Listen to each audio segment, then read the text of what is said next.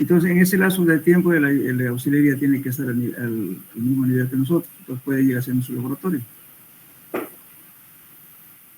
¿Qué laboratorio ya hicieron hasta ahora? Estamos por la granulometría entrando. Sí. ¿Quién es el auxiliar? Alexander, ¿no? Sí, ingeniero. Ya. Sí, ingeniero. Justamente a la mañana hablé yo, le dije que se ponga de acuerdo tienen que ser gravedad específicas, relaciones gravimétricas, relación de vacíos, porosidad, el peso específico del suelo, todas esas cosas tienen que hacer. Entonces, ahora la compactación que lo deje todavía porque es un tema que vamos a decir recién hacer, primeramente los otros. Entonces, mientras resolvamos problemas, ¿no es cierto? Pues, como les voy a repetir, por lo menos va a ser 3 clases, la resolución de problemas, voy a hacer de todos los temas. Hasta eso tiene tiempo de nivelarse. Para que demos el examen, ¿ya? Entonces, aproximadamente unas 3 o 4 clases después de esta. Exactamente. Ahora esta clase no creo que terminemos con compactación, porque es larguito. No tenemos esta clase y la próxima, ¿ya? Ya tiene una semana. Ahora, después de eso vamos a resolver problemas. Por lo menos 3 clases. Decime en más bien vayan estudiando para que podamos resolver problemas y no solamente se dedican a copiar, sino que participen en resolver problemas. Hagan su formulario y todo lo demás. De todos los temas vamos a hacer por lo menos 1 o 2 ejercicios. De todos. ¿Ya? Entonces, esa era nuestra consulta, ingeniero, ver si no nos podía dar esta semana, las clases de esta semana, para poder nosotros también estudiar lo del texto, y con el auxiliar tenemos incluso ensayos por rehacer porque hubieron fallas en el laboratorio que no pudimos terminar ciertos ensayos, y por eso también le pedíamos esta semana para podernos estudiar del texto y nivelarnos, o sea, ensayos que ya hemos hecho pero que tenemos que rehacer. Ya, pero a ver, ¿qué pasó? ¿Por qué salió mal? Tuvimos un celo muy plástico, ingeniero, que no nos salió la copia resonante nunca.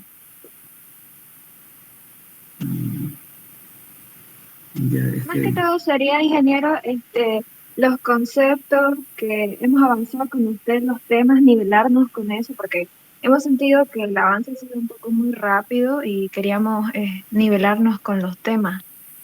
Exacto, eso, ingeniero. Para por eso también preguntarle nuestras dudas y también no tener problemas con el ejercicio. Eso lo vamos a hacer en la etapa de resolución de problemas. Significa que cuando se resuelven problemas también yo lo voy a hacer la parte de teoría, también les voy a preguntar y vamos a discutir. En cuenta, no es cuestión de venir a hacer como loco los ejercicios, no. Es participativo. Aparte de eso va a hacer preguntas también de teoría. Por eso los cuestionarios que le di son más o menos preguntas claves, ¿no? De lo que le estoy dando. Entonces supongo que hayan hecho de todo eso. Falta solamente ya la última parte nada más del cuestionario. Entonces, al hacer el cuestionario tienen que leer el texto, ¿no? Ahora en la etapa ya de ejercicios va a haber por todo lo que es práctica y también lo de teoría. Más bien estudien para que me pregunten. Sí, exactamente. Por eso, ingeniero, era que si le pedíamos si es que nos podía dar, si hay una posibilidad de que nos dé una semana para leer todos los conceptos y también hacerle nuestras preguntas, nuestras dudas. Escúcheme, niña, y para que... Yo he sido estudiante también como ustedes, ¿no? Por ejemplo, cuando un ingeniero no sabe un tema específico, va a su casa y lee. No le va a decir que den una hora para que aprenda lo que no le entendía en el trabajo. Olvídense, acostúmbrense a no ser así, por favor. Hagan un pequeño esfuerzo, 1 hora diaria de leer no le va a llevar mucho tiempo. Es poco. Y como le digo, ¿no es cierto? Tenemos de esto 2 clases todavía. Después de eso vamos a ir haciendo problemas y ustedes para cada tema vayan resolviendo, lean un poco. No hay gran cosa. Esto nada de complicación tiene. Porque si les dejamos una semana, después van a venir exámenes y van a tener problemas ustedes. Mejor si lo terminan con la materia antes que les carguen con otra materia, ¿no? Por mí, yo, como les digo, yo les doy si quieren 15 días. Pero 15 días es sin pasar clase sin nada. Yo sé que no todos van a leer el horario de clases. Una cosa es llevar la teoría y otra cosa es el horario donde tienen que profundizar el aprendizaje. De eso se trata la universidad. Terminaremos la materia, vamos a resolver problemas y ahí hacen preguntas. Porque, como les digo, por lo menos 3 clases vamos a ocuparnos en problemas. No se asusten. Bueno, empezaremos la materia, por favor. Bueno, inicialmente, para cuando hablamos de compactación, podemos definir a criterio, no siempre lo que está escrito. ¿Qué es compactar? Compactar un suelo es aplicar una energía de compactación para que el suelo disminuya su relación de vacíos, haya mejor interacción entre granos, para que el suelo sea más resistente, aumente su capacidad de soporte y además sea estable. ¿Por qué hablamos de estabilidad? Justamente imagínense ustedes una carretera que esté, o un terraplén, donde no se haya compactado. Pasa un vehículo cualquiera, va a dejar huellamientos, ¿verdad? Huellas profundas. Y por tanto ese suelo no está soportando nada. En cambio, cuando ya está compactado, seguramente va a pasar un vehículo y ya no se ve el huellamiento. Entonces, ¿qué ha pasado ahí? Con la compactación lo que hemos hecho es justamente disminuir su relación de vacíos. Al disminuir la relación de vacío, hemos hecho que el suelo sea más compacto, incrementa su capacidad de soporte a las cargas y, lógicamente, es más estable. Bueno, entonces, para compactar, lógicamente, que hay varias técnicas, y aquí justamente vamos a hablar de las más principales que hay. Entonces, en un suelo, dijimos ya anteriormente que ¿no es cierto? En un suelo hay sólidos, agua y aire. Entonces estamos hablando de parte gaseosa. Los sólidos son relativamente incompresibles y soportan los fuerzas cortantes estáticos. El agua también es incompresible, pero la resistencia del esfuerzo cortante es solo por la viscosidad del agua. El aire es compresible, pero también su resistencia solamente debido a su viscosidad nada más para soportar el esfuerzo de corte. Las presiones que actúan en la masa de los suelos saturados se dividen en 2 tipos. Uno, aquellas presiones que transmiten directamente de grano a grano. Justamente aquí es donde actúa la presión efectiva, que ya hemos visto. ¿Qué es la presión efectiva? Es el incremento de presión, donde hay mayor interacción para que los sólidos soporten el esfuerzo de corte. En cambio, el agua y el aire no soportan el esfuerzo de corte. Y las presiones que actúan contra el fluido se llenan los poros del mismo. Entonces, lógicamente, más bien cuando compactamos, ¿qué hacemos? Estamos disminuyendo los intersticios o los espacios vacíos que tiene el suelo para que no tenga demasiada agua. Y el agua, justamente, si tenemos exceso de agua en un suelo, ¿qué pasa? Las fuerzas hidrostáticas absorben parte de la energía de compactación y por tanto el suelo no se va a poder compactar nunca cuando tiene mucha agua. Por eso justamente cuando hacemos la curva de compactación limitamos la cantidad de agua. No podemos compactar con menos agua ni más agua, sino con la humedad ideal. A esa humedad lo vamos a conocer como humedad óptima. Y la densidad que se alcance, la mayor densidad, eso se llama densidad máxima. Entonces, el laboratorio lo que hacemos primeramente, ver el tipo de suelo, para qué tipo de cargas vamos a compactar. ¿Por qué le digo eso? Puede ser por ejemplo, para un tráfico liviano o tráfico alto. Si van a pasar camiones bastante cargados y con un volumen de tráfico muy grande, entonces tenemos que exigir que la compactación sea mucho más exigente y por tanto la construcción va a costar más caro también. En cambio, si es solamente ciclovías o estacionamiento de motos, lo que sea, son cargas livianas o vehículos pequeños que entran a los barrios, Entonces ahí no necesitamos mucha energía de compactación y por tanto, además la carpeta, ¿no es cierto?, el paquete estructural va a ser menor y también el pavimento. Entonces escogemos primeramente qué tipo de cargas va a soportar eso. Luego, ¿qué más? El tipo de suelo con que contamos.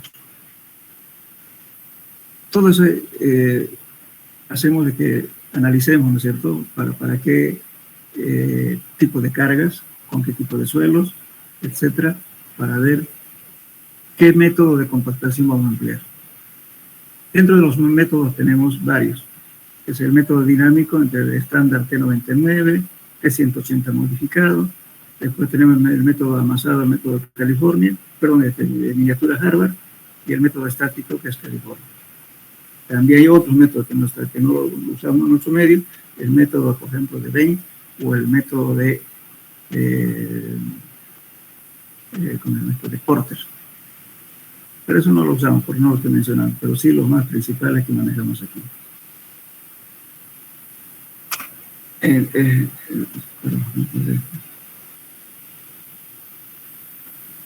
la comportación. Entonces, como decía, el tipo de compactadoras que puede haber son justamente, ¿no es cierto?, rodillos, aplanadoras, rodillos lisos, o de llantas, rodillos de pata de cabra, rotadores, etc. ¿No? Existe una gran variedad de diferentes tipos de equipos para diferentes tipos de suelo. No todos los equipos que se utilizan en el campo son adecuados para cualquier tipo de suelo. Por ejemplo, rodillo pata de cabra, ¿para qué tipo de suelo se usa? Para suelos arcillosos. Y en cambio, una aplanadora, ¿no es cierto?, o vibratoria, podemos utilizar justamente para suelos granulares. También se utiliza en arcillas, pero los rodillos lisos, aunque sean vibratorios, no podemos hacer esa compactación para represas, por ejemplo, o diques, porque no haría una compactación, me lo puede decir, homogénea, sino que en cada capa que se compacta se notan horizontes, y por tanto el agua se filtra por ahí. Entonces, en este caso, necesariamente tenemos que utilizar un rodillo pata de cabra. En fin, eso depende, digamos, de la obra que vamos a construir para saber escoger qué tipo de equipo vamos a adecuar para ese trabajo. Independiente de todos los métodos o los equipos que empleemos, que se obtienen en realidad con la compactación. Se establece un contacto más firme entre partículas. Las partículas de menor tamaño son forzadas a ocupar los vacíos formados por los de mayor dimensión. Cuando un suelo está compactado, aumenta su valor de soporte y se hace más estable. Como las partículas sean firmemente adheridas después de la compactación, la masa del suelo será más densa y su volumen de vacío quedará reducido al mínimo. Y la capacidad absorbente del agua disminuirá debido a la compactación. Lógicamente que los espacios vacíos que son más chicos, lógicamente la acumulación de agua dentro de las partículas van a ser menores. Bien.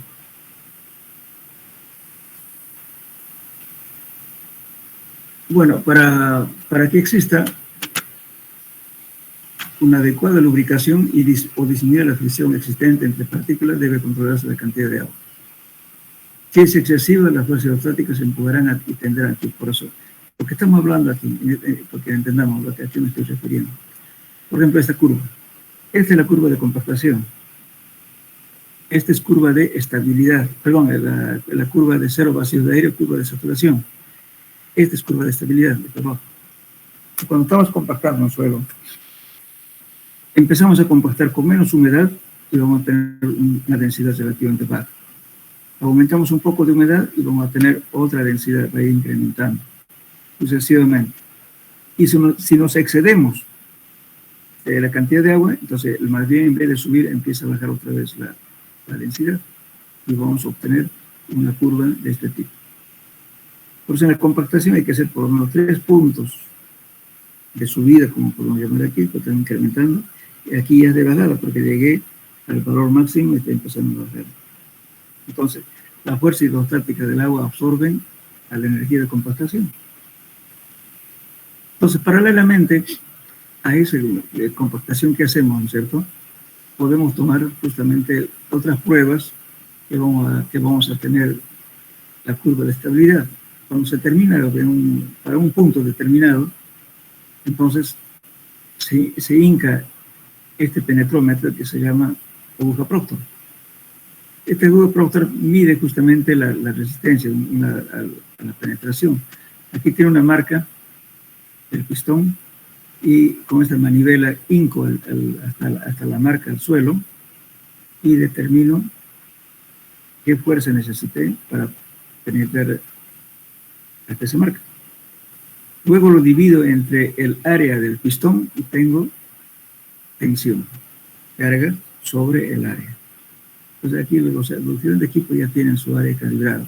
Entonces yo sé que con ese valor voy a construir esta curva. Para cada punto determinado hago un punto hago penetración y divido entre el área y voy a tener un punto. Con esto voy a construir justamente la curva de estabilidad. Entonces, entonces acá voy a tener un valor máximo, ¿cierto? De aquí, aquí está la densidad máxima. Entonces, con esta densidad máxima, entonces voy a tener un valor que va a ser referente para poder controlar la densidad de campo. Entonces, este equipo de aguja Proctor sirve para dos cosas. Uno, para hacer la curva de estabilidad en el laboratorio, y sirve para hacer el control de densidades en el sitio, ya en el lugar de trabajo.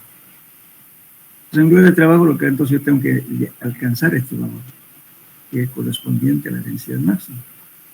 Entonces, en el lugar de trabajo con esta misma aguja, en el área donde se está compactando, voy a probar como si está próximo o igual que el valor que obtuve en la curva de compactación en el laboratorio. Entonces, si está bien, si está igual que eso, quiere decir que llegué al máximo ya de compactación.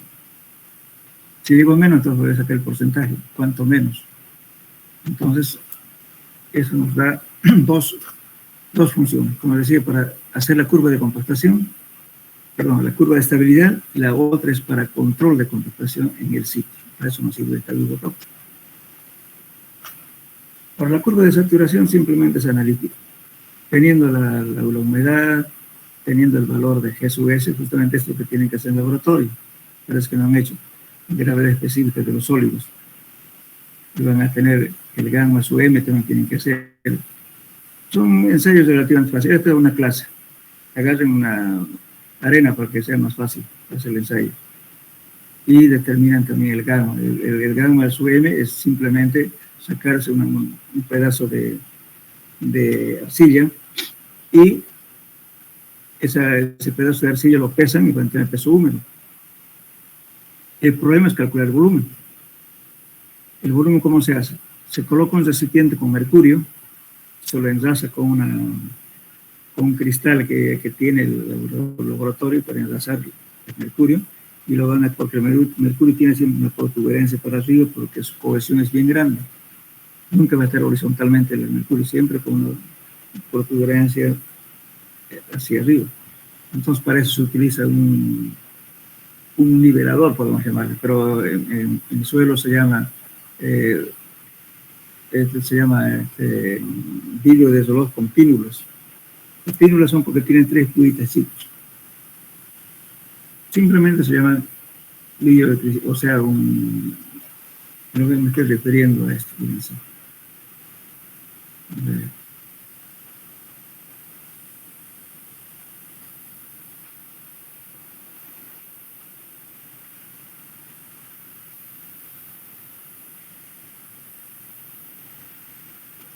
Este aparato, este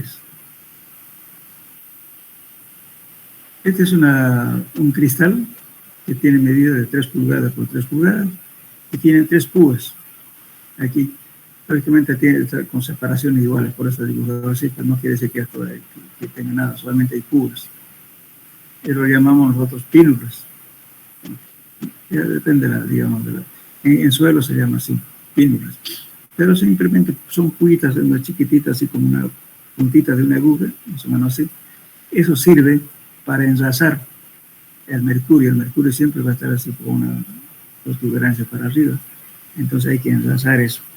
Una vez enlazado eso, entonces la pastilla, el pequeño cubito que se moldea, se lo sumerge con la ayuda también del cristal a un recipiente. Entonces, al sumergir, va a desplazar el mercurio contenido en este recipiente. Entonces, el volumen desplazado es igual al volumen sumergido. Entonces, simplemente, ¿qué hago? Entonces, el volumen de la pastilla o de la masa del suelo va a ser igual al peso del mercurio desplazado dividido entre el peso específico del mercurio. Y hasta con eso calculo justamente la densidad. Lo importante es que la densidad va a ser igual al peso de la masa del suelo húmedo, como está en el sitio, o dividido entre el volumen de la pastillita que estoy moldeando. Eso ya es el gramo suelo. Ese ensayo se hace en laboratorio. Entonces, como decía, ¿no? Como un recuerdo, lo que vimos en los límites de Atterberg, justamente están usando aquí un platillo, otro para poder hacer las pruebas de límite de contracción, pero este es bastante utilizado para determinar volúmenes de los suelos. No siempre para hacerlo solamente el límite de contracción, sino también para hacer el gamma del suelo, el suelo. Entonces sumergimos aquí el mercurio, una pastilla de suelo, y de ese modo determinamos el volumen de la masa. El peso es simple, el peso, si queremos inalterado, para sacar gamma suelo tiene que ser el suelo sin alterar. Entonces el peso del suelo sin alterar, en estado tal como se encuentra en el sitio, dividido entre este volumen del mercurio desplazado, es el volumen de la masa del suelo. Y con eso calculamos el gamma suelo. Es lo que van a hacer ustedes con el auxiliar.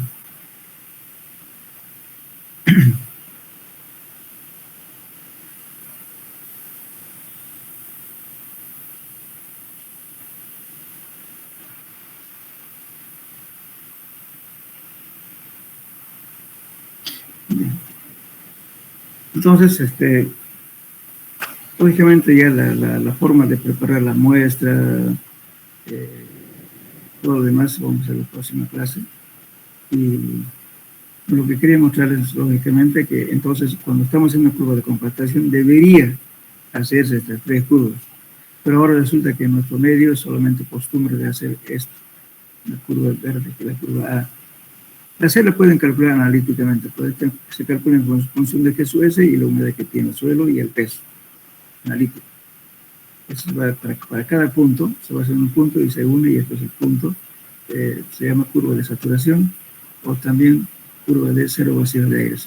Entonces, para tratar de determinar el valor del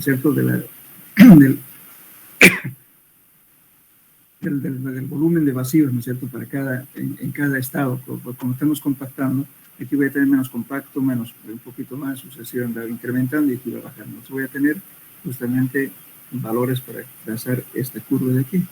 Esto es analítico. Y esto, lógicamente, esta curva B sale el momento en que estamos compactando, es decir, una vez terminado el módulo de compactar, hincamos la aguja próstata y obtenemos esta presión. De ese modo se construye esta curva. Por ejemplo, cuando queremos utilizar la aguja próstata para controlar la densidad de campo, entonces tenemos que hacer necesariamente esta curva. Todo este video. Bien. Por ejemplo, aquí la curva de saturación representa la densidad de un suelo en estado de saturación, es decir, cuando el volumen de vacío ha sido llenado con agua. El volumen del aire se considera cero, porque la densidad está referida al peso del material seco y además varía en función de la gravedad específica de los sólidos. Por también lleva pesos específicos, el activo también se llama todo. Y se puede obtener la siguiente presión. Ya todas las fórmulas.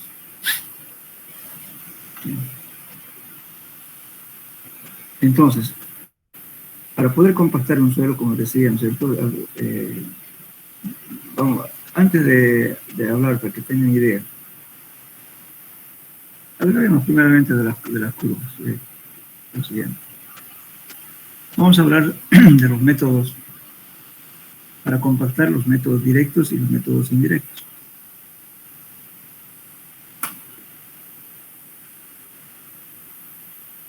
Por ejemplo, los métodos dinámicos, ¿qué son métodos dinámicos? ¿Cuándo son dinámicos? Cuando ejerce un martillo con una caída libre, como es el Proctor estándar T99 o el Proctor estándar T180 modificado. Entonces, es uno de los métodos dinámicos, porque estamos utilizando un martillo con caída libre para compactar, por eso se llaman dinámicos. Entonces, para compactar mediante ese método, lógicamente, el T99 aplica menos energía de compactación. Son para obras menores. El T180 modificado, mayor energía de compactación, es para cargas mayores, este método. Sin embargo, ambos métodos utilizan el mismo equipamiento. Primero vamos a ver, bueno, aquí, antes de que lo veamos esa tablita de comparación, veamos el molde de compactación, que es este tiene 9.44 centímetros cúbicos de volumen, es de 4 pulgadas de diámetro, y aproximadamente 11 centímetros de la altura. Después viene el otro molde que es para un diámetro de 6 pulgadas. Aquí tiene un collarín que se llama collar de extensión o collarín, se llaman collarín. Entonces, cuando compactamos, dependiendo del método, si compactamos el T99, vamos a compactar en 3 capas. Y cuando compactamos mediante el método T180 modificado, vamos a compactar en 5 capas, no en 3. Puede ser este equipo o bien este. Ahorita vamos a ver la diferencia para cuando usamos este y cuando usamos este. Y lógicamente, la última capa que coloquemos, como este collarín está inserto a este cilindro, entonces están juntos. Entonces pasa por lo menos casi una media pulgada para que cuando saquemos este collarín quede un poquito de protuberancia aquí arriba.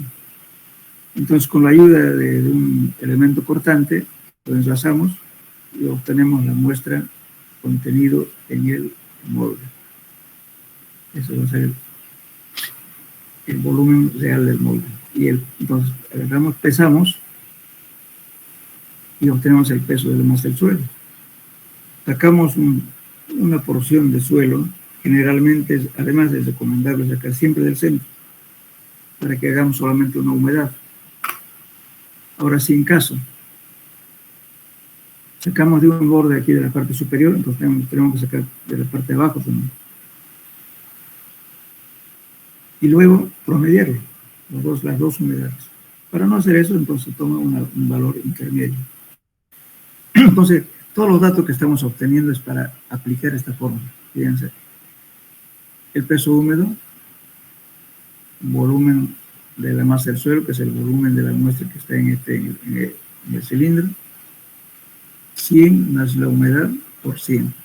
Pero si no quieren complicarse esto, entonces ponen aquí 1 más la humedad en decimales, ya no están multiplicando por 100.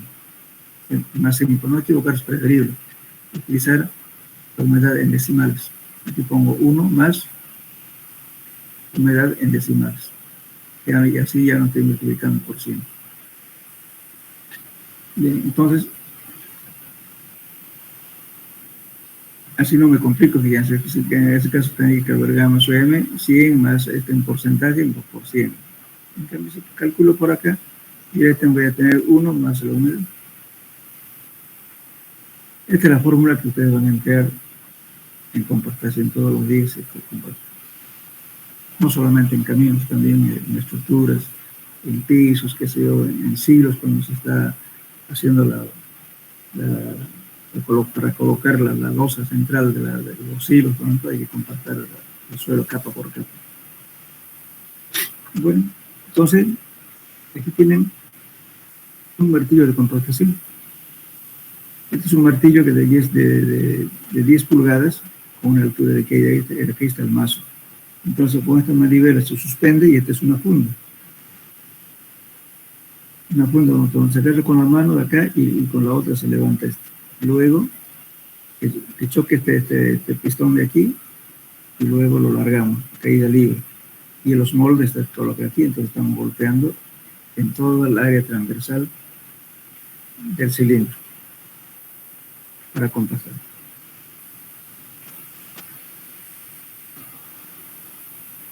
Ese es el procedimiento de compactación.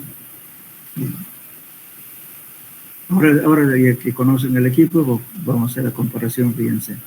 Decimos esto para cargas menores y esto para cargas mayores. Yo tengo los moldes de compactación pueden ser de 4 pulgadas y de 6 pulgadas. En el T99, en T180 también 4 y 6, cualquiera de los dos moldes. ¿En qué varía? Número de capas, aquí en este método es 3, o sea, hay que compactar en 3 capas, y aquí en el T180 modificado se compacta en 5 capas. Cuando utilizo los moldes de 4 pulgadas, doy 25 golpes por capa, pero en 3 capas. Aquí utilizo también moldes de 4, pero 25 golpes por capa para moldes de 4 pulgadas, pero en 5 capas. Bien, si tuviera grado con partículas mayores a 3/4 de pulgada, entonces voy a utilizar moldes de 6 pulgadas. Entonces en ese caso voy a usar 56 golpes para moldes de 6 pulgadas, pero en 3 capas. En cambio en esto, 56 golpes por capa para moldes de 6, pero en 5 capas. Es otra variante. Ahora el peso del martillo es 5.5 libras, aquí es 10 libras. La altura de caída es 12 pulgadas, aquí es 18 pulgadas. Después las mallas, que es 3/4 y número 4, en ambos casos utilicen las mismas. Entonces eso nos diferencia que con el número de capas, el peso del martillo, la altura de caída. O sea, eso es lo que nos está diferenciando el T99 con T180 modificado.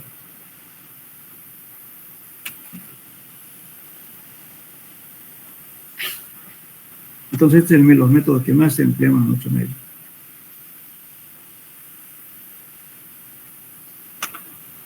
Después tenemos otro método, que es el siguiente. Esto van a ser en laboratorio, este ensayo.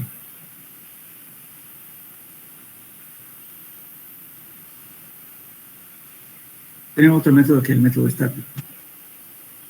El método estático, en vez de utilizar un martillo para golpear, ¿no es cierto?, una observa con caída libre, utilizamos un gato hidráulico. El método más conocido es el método de California, usado en el Departamento de Carretera del Estado de California. Pero hoy en la actualidad dice hay una tendencia de utilizar los métodos dinámicos, o sea que este método se utiliza muy poco. En nuestro medio, casi nunca.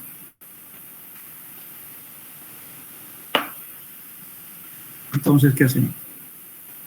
Para este método varía lo siguiente. Tenemos un molde de 6 pulgadas y con una altura del molde de 8 pulgadas. Y vamos a ese molde que hay que llenarlo con muestras, ¿no es cierto? No por capas, sino una sola vez por simple traspaleo. ¿Qué quiere decir eso? Agarrar la muestra, llenarlo al molde con una poluña o con un batilejo, hasta que llene. Luego de llenar, se toma una varilla de 5/8, con punta redondeada, igual que para hacer con el cono de Abraham, y se golpea, no se golpea, sino se suncha para poder sacar el aire atrapado que podía haberse quedado al momento de colocar la muestra. Una vez realizado eso, entonces coloca supongamos que este haya sido un borde. Entonces lo que hago es, primeramente lo voy a complementar con la muestra, luego voy a varillarlo, como se dice, para que el aire salga por aquí. Luego aquí coloco una una plancha metálica y sobre ella, lógicamente, se coloca el pistón del gato hidráulico para que aplique una presión. Entonces el suelo, cuando voy aplicando la presión, ahí va a ir bajando la placa. Entonces por eso el volumen es variable en este caso. En cambio, lo en el T90, T180 dosificado, el volumen es constante. Eso depende del molde. Pero en cambio aquí va a variar porque va a depender de la lubricación que tenga los suelos, entonces uno se va a ir deformando con más, ¿no es cierto? Y entonces el volumen va a ser variable. Entonces aquí se pone un medidor de formación, se pone un punto de referencia y se pone un tensómetro para medir cuánto está bajando justamente la plancha que se coloca acá para aplicar la carga. Entonces, aplicamos esa presión hasta alcanzar 140.6 kilos por centímetro cuadrado. Equivale a esto a 2.487 kilos. Aquí está además este coma aquí. Y entonces, esta carga dividido entre el área transversal del cilindro de 6 pulgadas me va a dar esta carga. 140.6 kilos centímetro cuadrado. Hasta ahí aplico la presión, para cada punto. Y luego, tomo la muestra. Igual que en los casos anteriores, se toma de arriba y de abajo, o si no, la parte central. Entonces determino humedad y aplico la misma fórmula que estamos viendo nosotros. Eso sería el método de estática. No es recomendable en este método utilizar un gato hidráulico, porque el gato hidráulico no, es decir, cuando uno bombea el gato, se acaba la presión y otra vez tiene que subir ahí en desfase. Tiene que ser de una velocidad continua, por eso utiliza gatos con engranaje, no hidráulico. Bien, ahora otro método de compactación tenemos prueba por amasado mediante miniatura hardware. Esto es exclusivamente para arcillas. Se trabaja con material que pasa la malla número 10. El procedimiento es lo mismo. El toque. Podemos hacer, si queremos, en 3 capas o en 5 capas, dependiendo de la exigencia. Entonces, como dice su nombre, miniatura, el diámetro interno de este pequeño molde, este molde de compactación, apenas mide 3.3 centímetros. Y la altura del molde mide 7.2. El volumen del molde es 62 centímetros cúbicos. Y el collar de extensión, ese collar que viene encima, se puede aumentar para enlazar, eso mide 3.5 centímetros. Y luego, lógicamente, que la compactación aquí difiere. Vamos a ir colocando justamente, haciendo variar la humedad. Esto es exclusivamente para arcillas. Vamos a ir variando la humedad para cada punto de compactación. Pero la compactación se hace con este émbolo. Este es un émbolo. Tiene aquí internamente aquí de la funda tiene un resorte calibrado. Y aquí sale un émbolo que también está calibrado aquí, que tiene una medida de acuerdo a normas, y la punta también que se hace aquí. Entonces, agarrando con la mano esta funda de acá, se lo presiona al suelo, en este pequeño molde, y vamos contando la cantidad de golpes que le estamos, no golpes, la cantidad de veces de apretada, podemos llamar así, porque estamos hincando hasta que la presión del resorte llegue a su final. Soltamos, apretamos, soltamos y apretamos así. Entonces estamos haciendo justamente, porque no hay un medidor que diga hasta aquí nomás, sino que hay que apretar hasta que el resorte esté completamente comprimido. De ese modo se hace la compactación. Y luego de tener ya compactado en este pequeño molde, se saca la muestra mediante un extractor, y este es un extractor, mediante un extractor para tener un espécimen como este. Entonces, para cada punto de compactación yo puedo someter esta, puede ser una prueba adicional que se llama compresión inconfinada.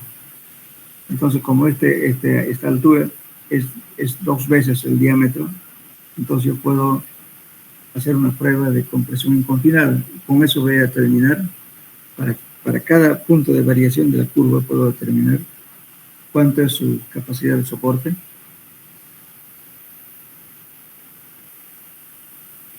Ese es el valor de QSU.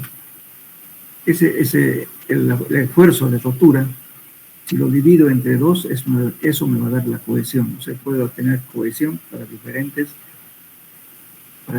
valores de compactación.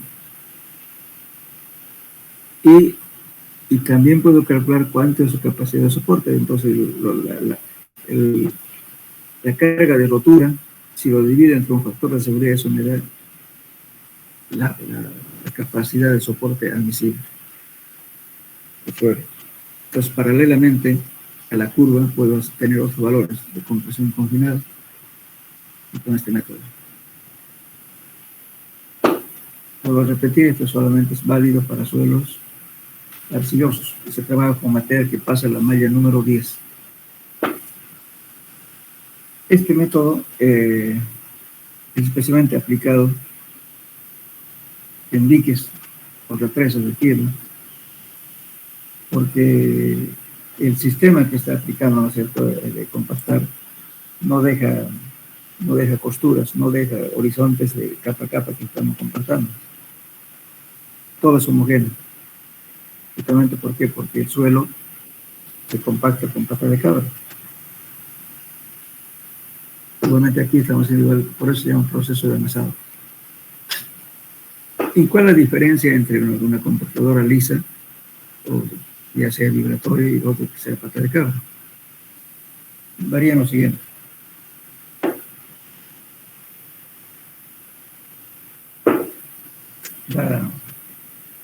El método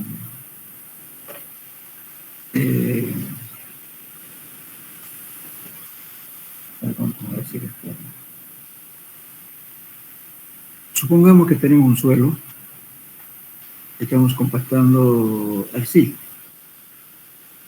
y estoy construyendo una represa, digamos un dique de agua servida, lo que sea.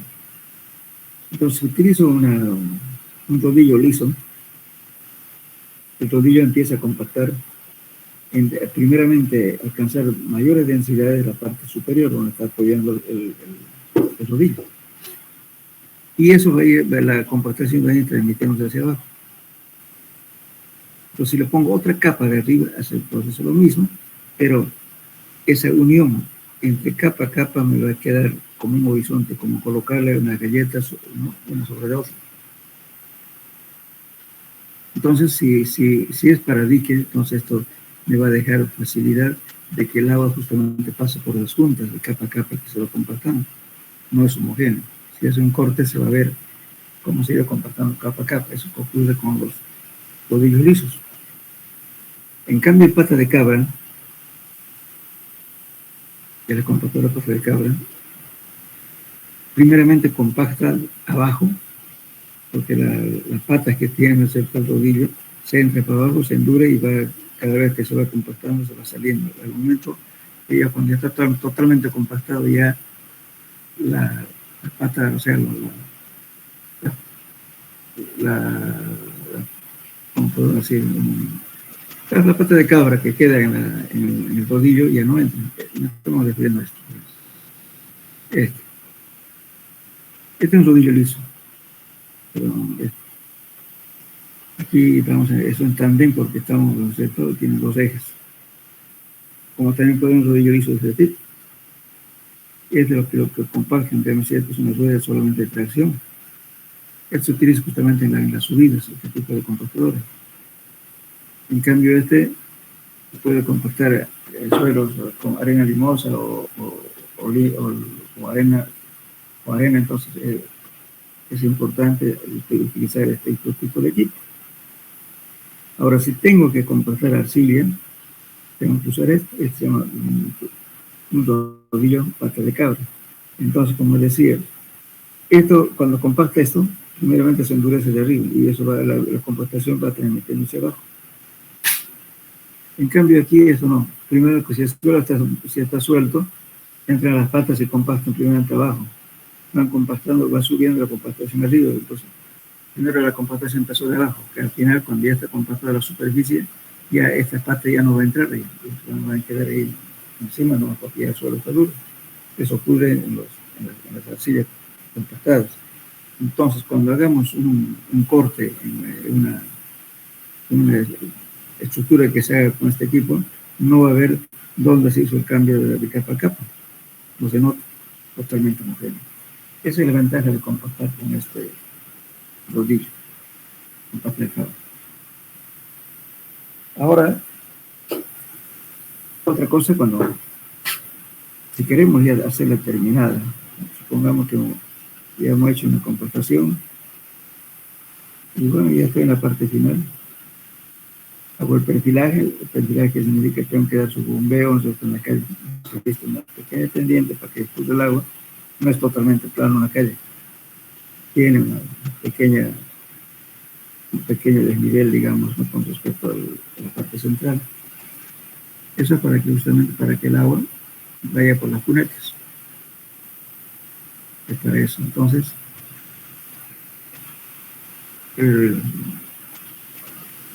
cuando estoy compactando esto, ¿no es cierto? Lógicamente, el operador tiende a no irse a la orilla. Entonces, cuando controlamos la densidad, siempre va a fallar en los bordes, no tanto en el parte central, porque aquí el operador, como tiene confianza en la parte central, a veces sobrepasa varias veces más que en la orilla. En la orilla a veces lo ponen cordones, entonces no quiere acercarse para no asuinar los cordones. Entonces, por siempre hay problemas en los bordes, unos 80, 70 centímetros del borde.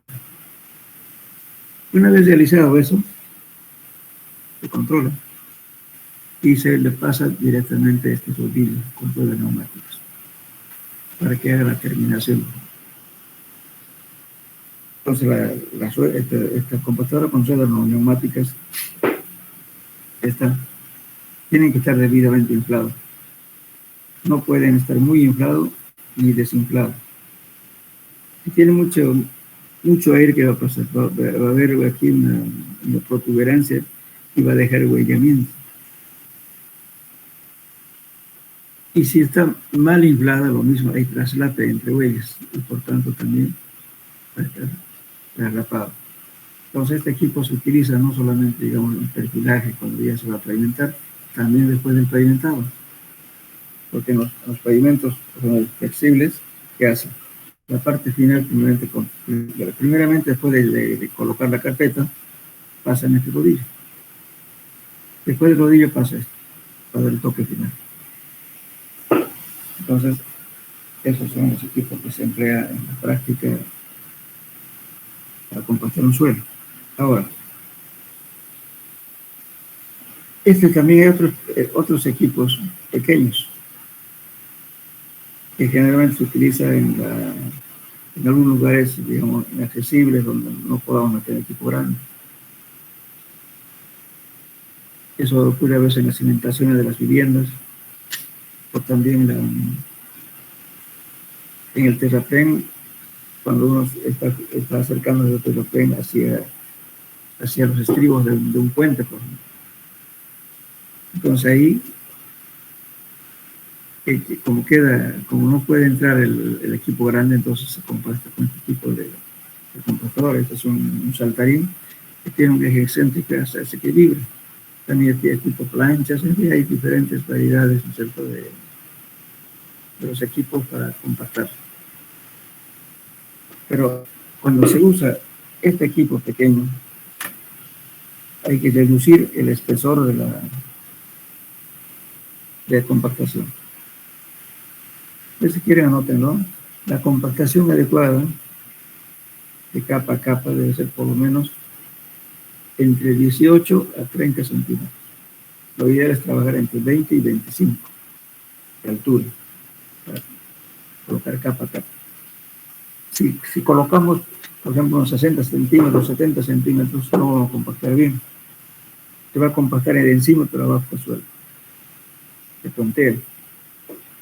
Por tanto, eso, ahí vamos a tener problemas. Porque con el tiempo los vehículos circulan, hay cambios de humedad y va a ir deformándose el suelo. Entonces, por eso es importante el espesor de la capa para compactar cuando utilicemos en todo, en los equipos, como lo puedo repetir, no se debe exceder de la altura de compactación. Por eso el control de densidad solamente se hace hasta 14 centímetros. Entonces, si yo compacto una capa de 50, bueno, no voy a poder ni siquiera evaluar. De repente la parte de abajo va a quedar suelta. Y voy a tener deformaciones en las carreteras, hundimientos en la estructura, en fin. Entonces, por eso es conveniente no excederse de la altura de compactación.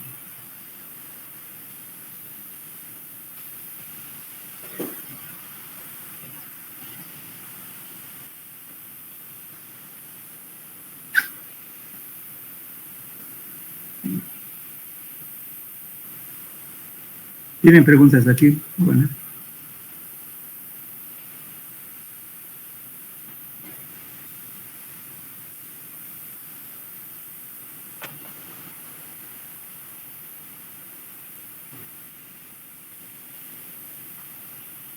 ¿No hay nada? ¿No hay dudas?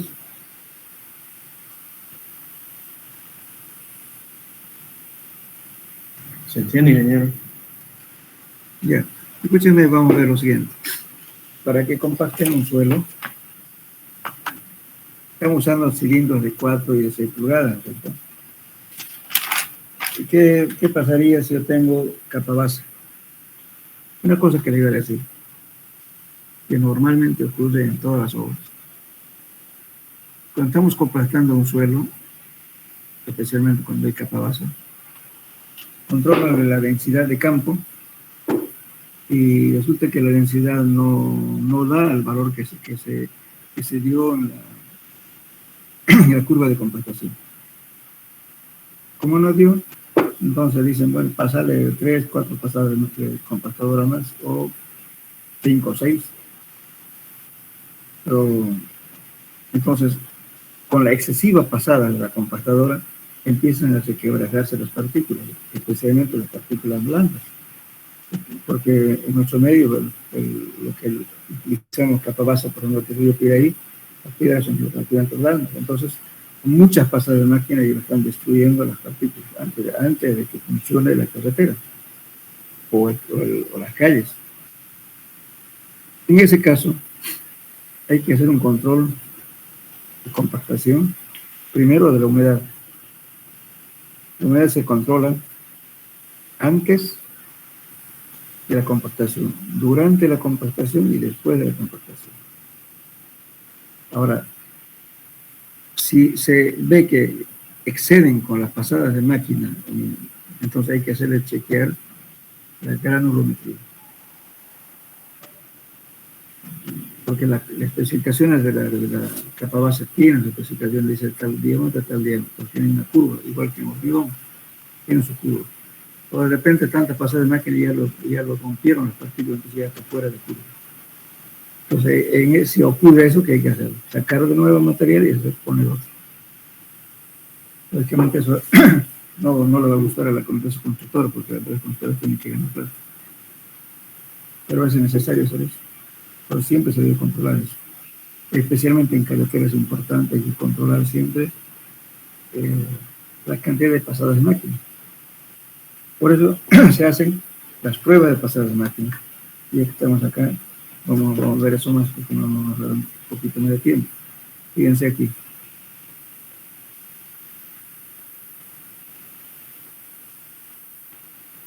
Aquí.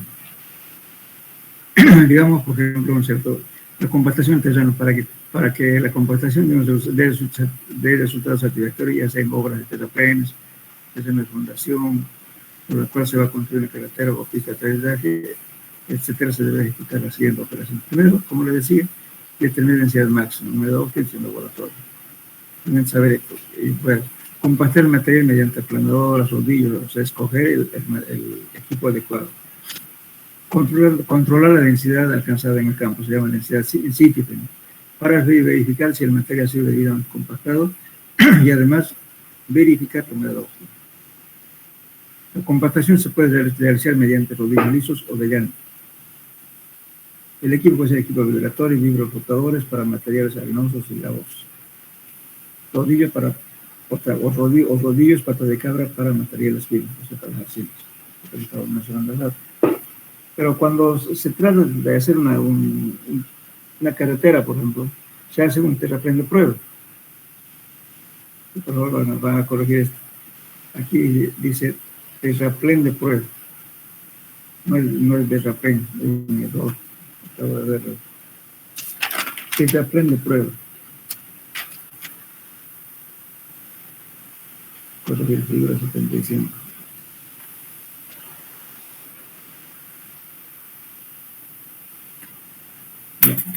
Entonces, ¿cómo se hace este terraplén de prueba? Se toma aproximadamente, se hace, eso es para calibrar la cantidad de pasadas de máquina que tiene que hacer para alcanzar las densidades. Entonces, esto es para optimizar justamente el trabajo. Entonces, se toma aproximadamente unos 200 metros de terraplén y se va haciendo las pasadas de máquina con un espesor determinado. Supongamos que sea cada 25 centímetros de altura. Entonces voy a tener 25 centímetros, voy a pasar la cantidad de pasadas de máquina. Y voy a ir controlando, para cada pasada voy a controlar la densidad, para ver con cuántas pasadas de máquina alcancé a la densidad máxima. Para ese tipo de suelo. Entonces, eso justamente ese tramo, amerita hacer eso cuando tenemos un gran volumen de material y además que sea bastante largo el tramo de carretera. Si solamente va a ser unos cuantos metros, ¿para qué va a gastar plata en esto? Entonces la prueba le está diciendo aquí número de pasadas, sabe con qué número de pasadas va a llegar a ciertas densidades. Por ejemplo, aquí con 4 pasadas de máquina llegué casi a 1.98 más o menos. Entonces de repente por 4 o 5 pasadas de máquina ya llegué a la densidad máxima. Aquí entonces se toma, entonces el operador se dice, bueno, vamos a poner el suelo de tantos centímetros y uno controla tantas pasadas cuando hablamos de máquina estamos hablando de pasadas de compactador. Aquí, entonces pasó digamos 4, entonces ya decimos que estamos ya a la densidad máxima. Entonces estamos optimizando, no te pasaron de más. Porque esas pasadas de más que está gastando combustible, que gasta máquina y horas de trabajos de la gente. Entonces, lo que tienen que tratar es justamente la cantidad necesaria para llegar a la densidad máxima. Aquí tenemos casi, fíjense, estamos hablando casi de aproximadamente de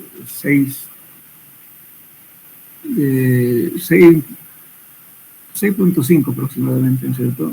Llegó a la densidad máxima y ahí se mantuvo constante. Entonces, nuestro terraplén de fuego nos arrojó que para el número de pasadas, que sé yo, con número de 6 pasadas de máquina, ya alcancé la densidad máxima de 2.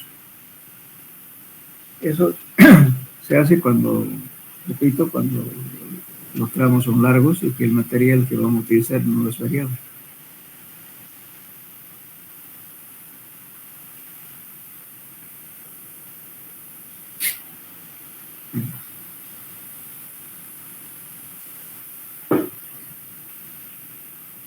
Bueno, entonces, ¿tienen dudas de acá, jóvenes? Hola.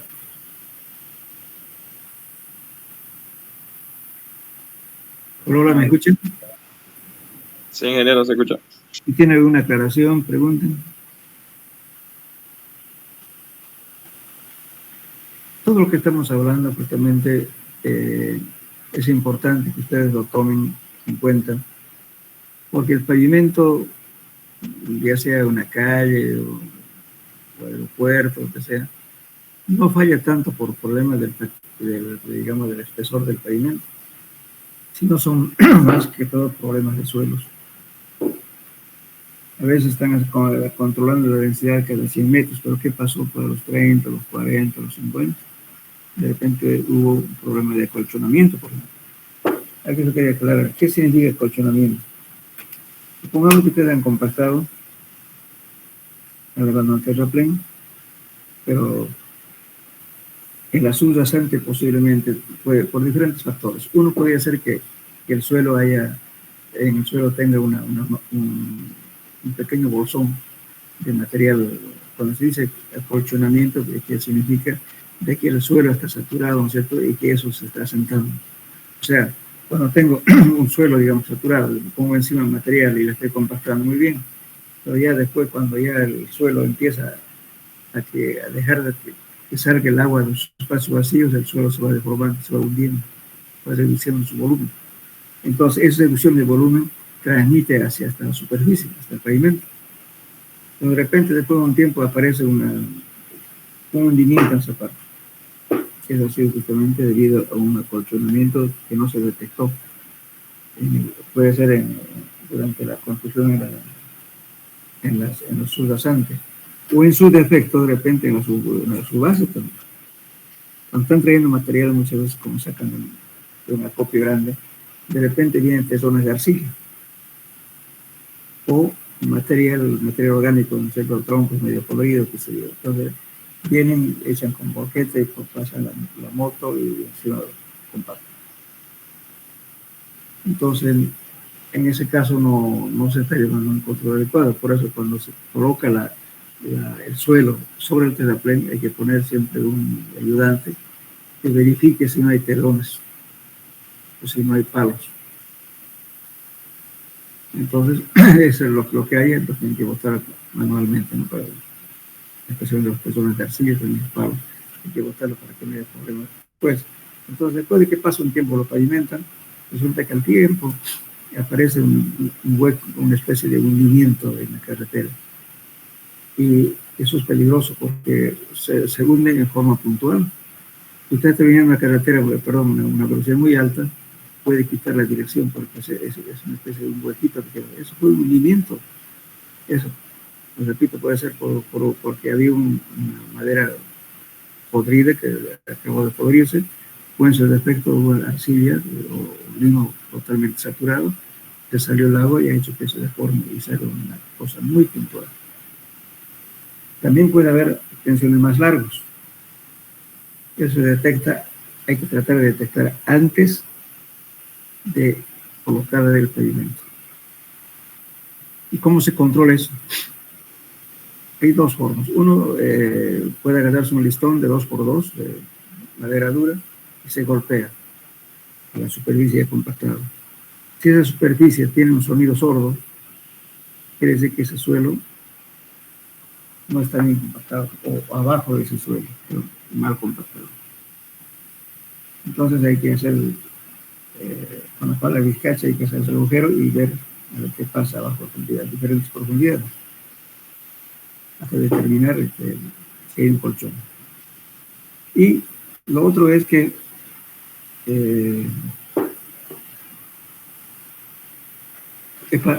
cargar un camión de 2 ejes, puede ser con cemento, con piedra, con lo que sea, y a baja velocidad hacer circular el vehículo y uno ir paralelo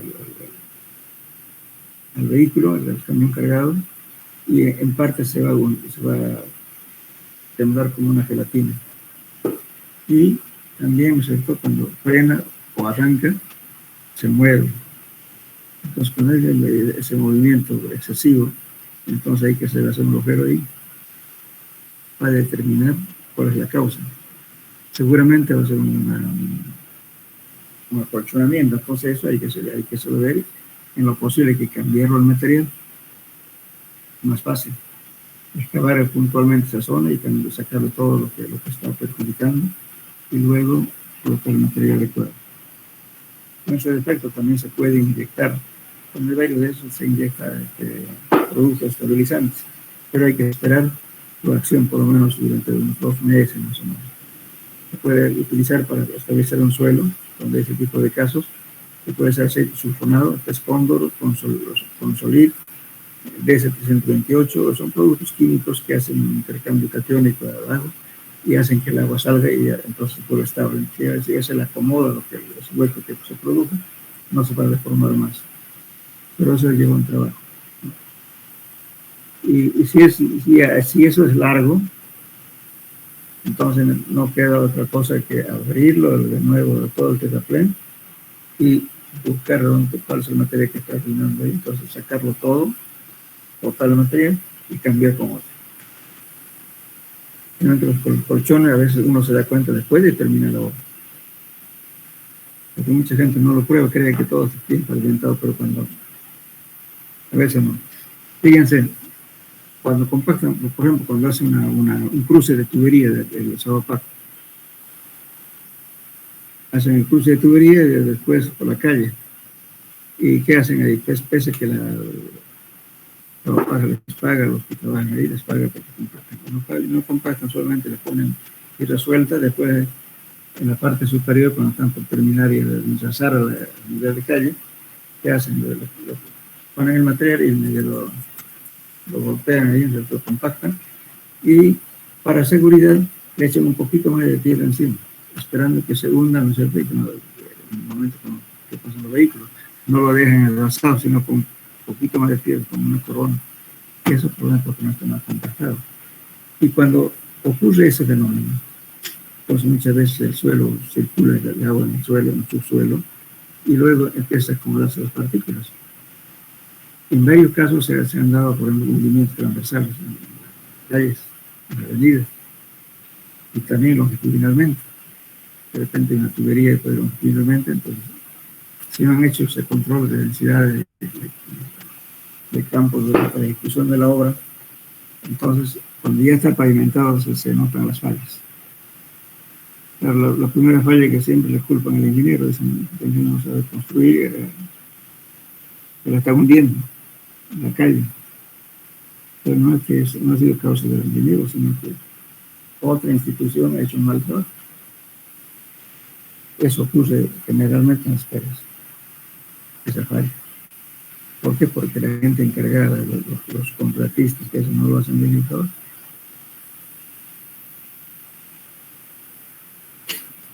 Bien. ¿Alguna pregunta, joven? ¿Hola?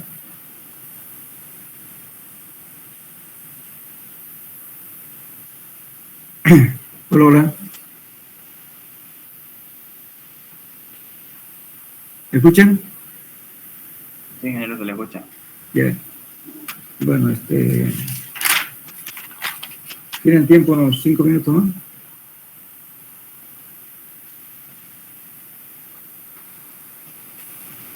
Sí, ingeniero. Agarren un lápiz y una hojita, por favor. Les voy a enseñar cómo van a compensar el material en peso. ¿A qué me debo? Cuando estamos compactando un suelo, si son arenas, limos, arcillas, no pasa nada. Podemos utilizar el mismo material para hacer los diferentes puntos para hacer la curva de compactación. Sin embargo, si tenemos piedras mayores a 3/4 de pulgada, como tiene la capa base, en la capa base tiene 2 pulgadas, 1,5, 3/4, 5/8, etc., tiene diferentes diámetros. Entonces, si eso lo ponemos a un molde y le empezamos a golpear, estamos golpeando piedras. Entonces, cuando hay ese tipo de casos, hay que sacar el material excedente en piedras grandes y poner otro material compensado. Esa compensación que se ha hecho sirve para hacer la curva de compactación y también sirve la misma preparación para hacer el ensayo de CBR. Por eso nunca es bueno agarrar de una muestra aparte, primero hacer la curva de compactación, después que le traigan otro material, hacer su CBR. A veces varía la volumetría, entonces sus valores van a ser diferentes. Siempre hay que tratar de casar los dos ensayos, la curva de compactación y el otro, el ensayo de CBR. Después lo vamos a ver en solo dos, pero la preparación se hace en forma conjunta para cuando le pidan eso, para los dos ensayos, no independiente, trae otra muestra para la otra. de repente ya la muestra no es lo mismo, entonces los datos que salen del laboratorio y para su cálculo está distorsionado. Vamos a suponer que vamos a utilizar 100 kilos, pongan pues la muestra, pongan muestra, 100 kilos, capa base.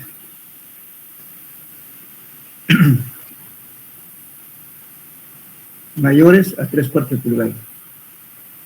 O sea, la capa base tiene partículas mayores de 3/4, tiene de 1,5, de 1, de 3/4 hasta 2 pulgadas.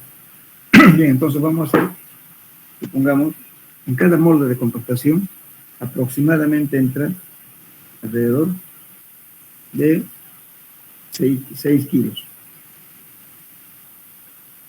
Entonces, para hacer la curva de compactación, vamos a utilizar por lo menos unos 6 puntos. Entonces, significa cuánto.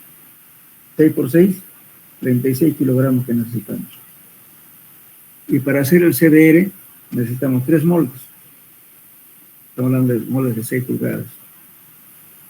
Entonces, necesitamos entonces 3 por 6, 18. Entonces 6 más 8, 14. En total serían 55 kilogramos que necesitaría para hacer mis ensayos. ¿Por qué estoy hablando de esto? Resulta que mucha gente, ingenieros ya, vienen, traen capa base al laboratorio y le están trayendo 20 kilos, 30 kilos para hacer compactación y hacer CDR de capa base. Por lo menos tienen que traer 100 kilos si quieren hacer bien la cosa. A veces traen de distancias lejanas. Eso no alcanza. Por eso no se van a olvidar esto. Cuando tiene partículas mayores de 3/4 hay que compensar el material. ¿Están entendiendo? Entonces supongamos que tengo 100 kilos de capa base. ¿Ahora qué hago? Esa muestra le pongo una superficie y lo cuarteo. Cuartear significa que lo voy a dividir en 4 partes. A, B, C y D. Entonces, ¿qué hago? Agarro, entonces toda esa muestra me está pesando 100 kilos. Puedo agarrar C y B o A y D, como quieran, dos partes, ¿no es cierto? Supongamos que agarramos C y B. Eso que sea, por así decirle, 60 kilos. Y me sobra A y D 40 kilos. Sumados son los 100. Entonces voy a preparar estos 60 kilos. Voy a preparar. Entonces supongamos. Entonces, ¿qué hago yo? Voy a tamizar estos 60 kilos. Voy a tamizar. Están escribiendo, ¿no? Para compensar. ¿Hola? Sí, ingeniero. Ya. Entonces hemos cuarteado y lo hemos dividido en 2 partes la muestra. C y B, 60 kilos, A y D, 40 kilos. Total, 100. Ahora voy a agarrar esa muestra de CD, que son 60 kilos, y lo voy a sacar el excedente de sus piedras. Entonces, ¿qué voy a hacer? Voy a tamizar en el tamiz número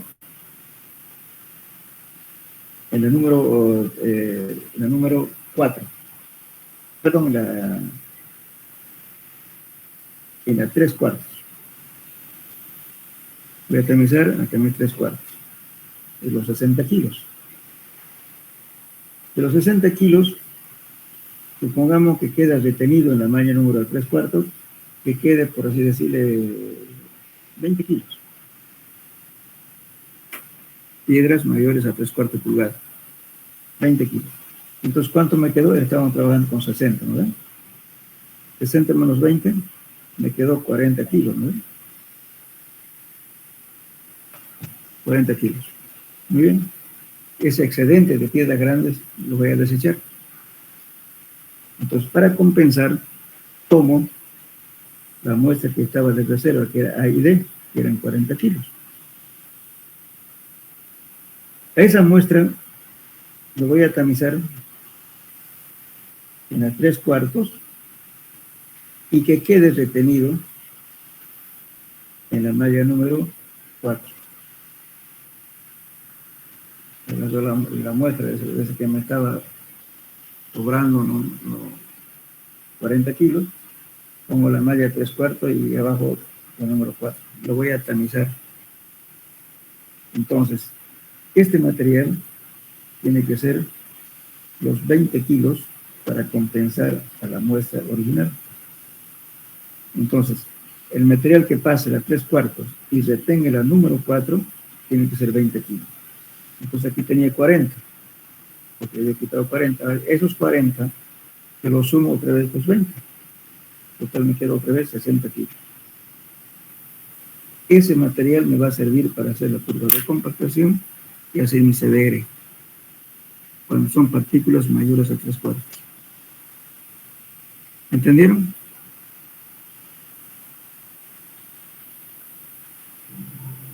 Sí, ingeniero. Por favor, no van a estar compactando piedras, ¿eh?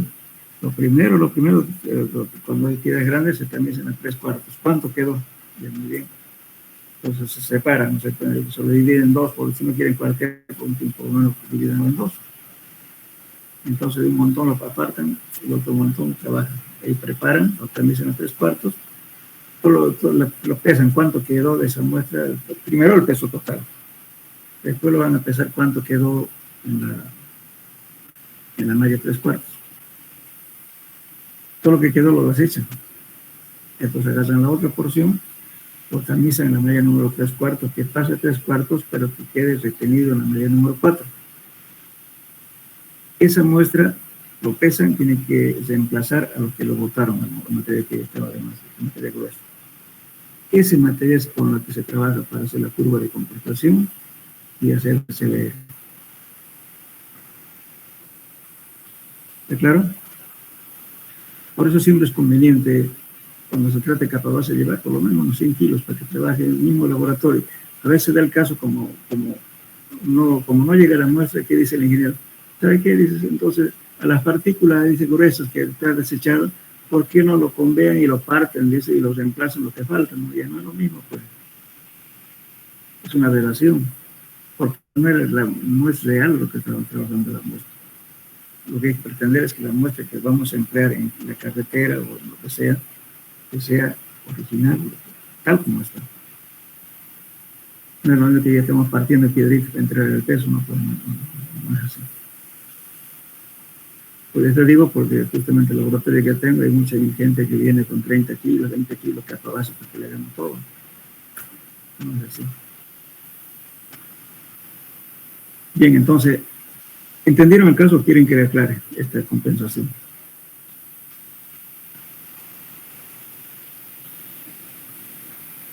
Quedó claro, ingeniero. Ya, perfecto. Entonces, la próxima clase vamos a entrar a control de densidad de campo. Con eso termina la materia. Bueno, quedamos en eso, por favor. Hasta la próxima clase. Sí, ingeniero, hasta luego. Ya.